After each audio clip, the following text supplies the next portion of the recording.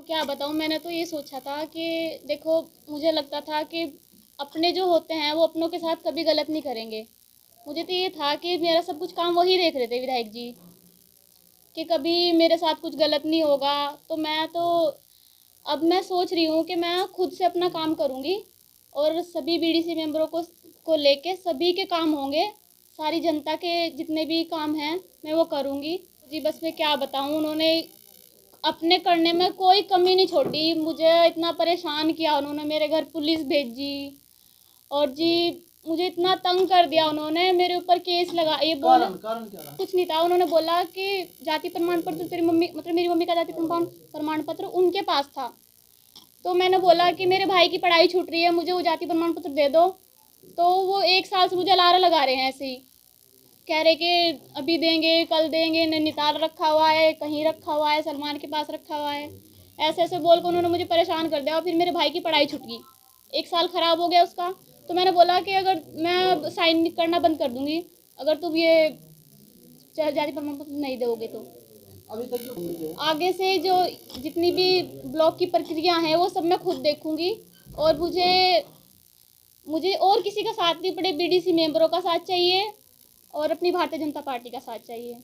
मैं सबको साथ लेके पहले तो जितनी भी साइटें हैं वहाँ पे जाऊँगी।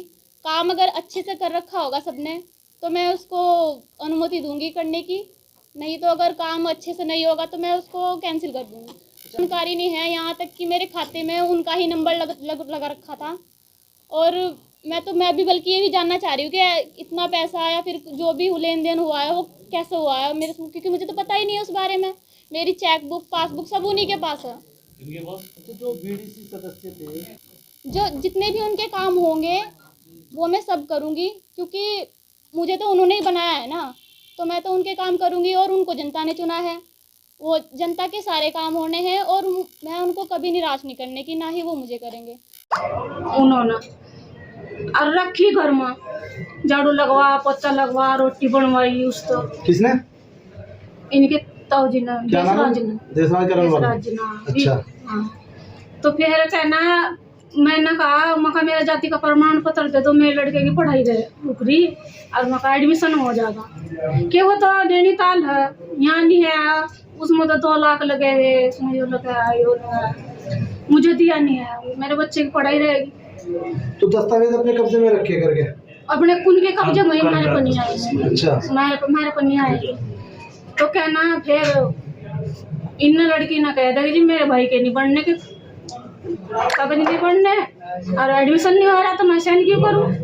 इन्हें साइन करने का मना कर दी। फिर गलत इल्जाम लगाने लगा उस पर, ये गलत लड़की है, यो घर पुलिस भेज जाने लगा, मेरे ठेकेदारों को भेज जाने लगा, धमकी देना, अपनी तेरे मम्मी को मारूंगा, तेरे रिश्तेदारों को मारूंगा, तेरे परिवार को मारूंगा, तेरी माँ को मारूंगा, ये तू सहन नहीं करने की।